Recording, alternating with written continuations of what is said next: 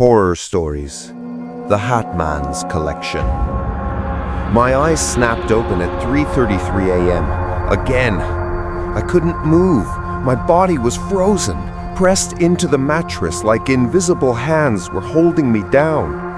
I could only move my eyes, darting frantically around my studio apartment. The familiar weight on my chest made breathing feel like drowning in reverse, air going in, but never enough, never satisfying. Sleep paralysis, the third time this week. My name is Jasmine, and I'd been dealing with these episodes since college. Stress-induced, the doctor said. Perfectly normal, he assured me. Hallucinations are common. Your brain is caught between sleep and waking. But what I saw during these episodes had become increasingly specific, increasingly real. The Hat Man. He stood in the corner of my room where the shadows were deepest, 7 feet tall, wearing a wide-brimmed hat and a long coat that seemed to absorb light. No face, just darkness where features should be. He'd been visiting me for 2 months now, always standing in that same corner, always watching. But tonight was different. Tonight he moved. One step forward, the floorboard creaked, actually creaked. That wasn't possible. Hallucinations don't make real sounds. My eyes strained to move, to look away, but they were locked on him. Another step. His coat rustled like dried leaves.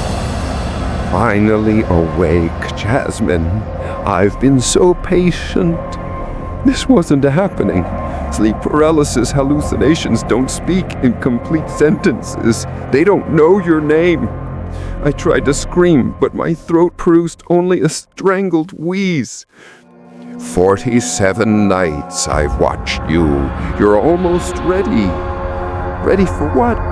My heart hammered against my ribs, the only part of me that seemed capable of movement. The weight on my chest increased like someone was slowly stacking stones on my sternum. He reached the foot of my bed. This close I could see under his hat. Not darkness, but faces.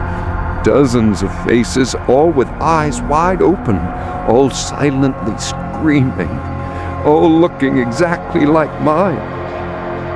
You see them, don't you? He tilted his head. My collection. Different versions of you from different timelines. The you who died in a car accident at 17. The you who drowned in your bathtub last Tuesday.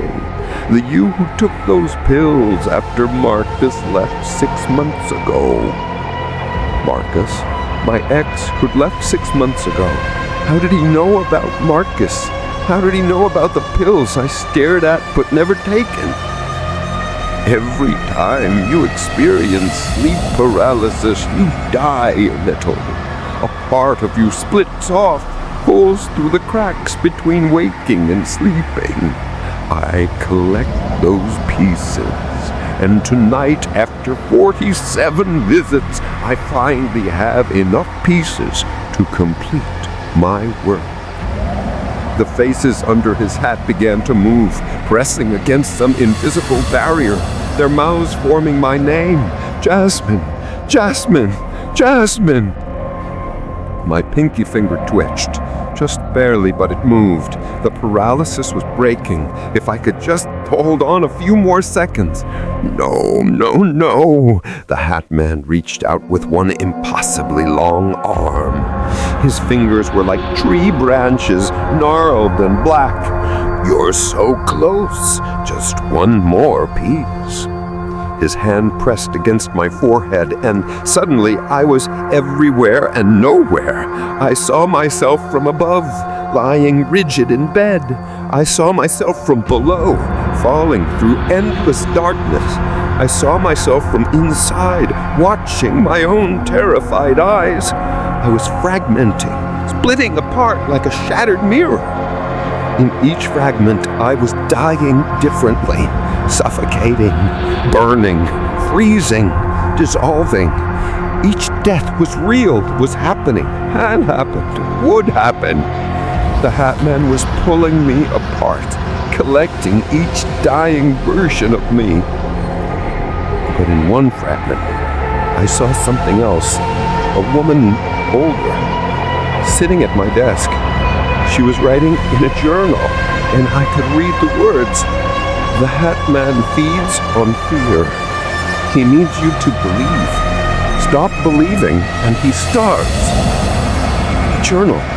My grandmother's journal. I'd found it after she died, filled with strange entries about shadow people and sleep demons. I thought she was losing her mind, but she'd fought this thing. She'd won. Stop believing, I whispered, or tried to. My mouth didn't move. The thought was loud. The Hat Man recoiled. You can't simply stop. I'm already here. I'm already real.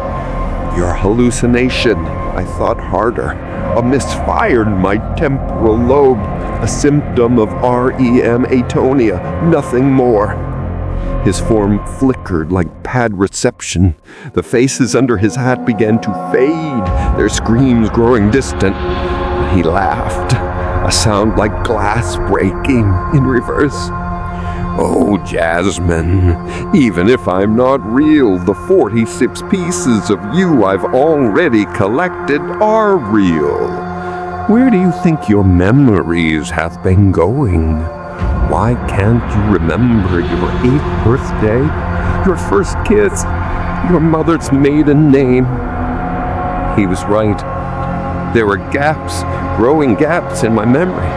Whole days, weeks, experiences just missing.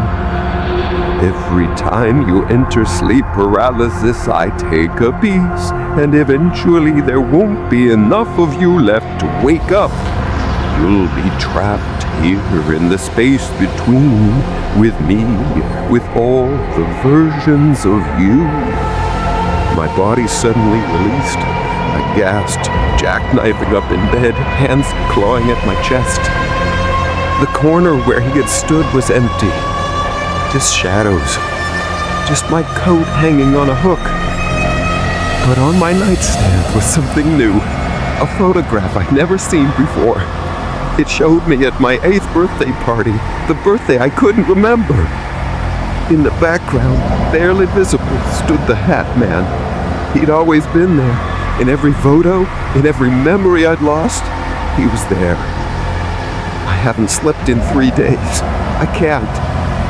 Because I know he's waiting in that space between sleep and waking, and I can feel the gaps in my memory growing. Yesterday, I couldn't remember my best friend's name. Today, I forgot what city I live in. The doctor says sleep deprivation causes memory loss.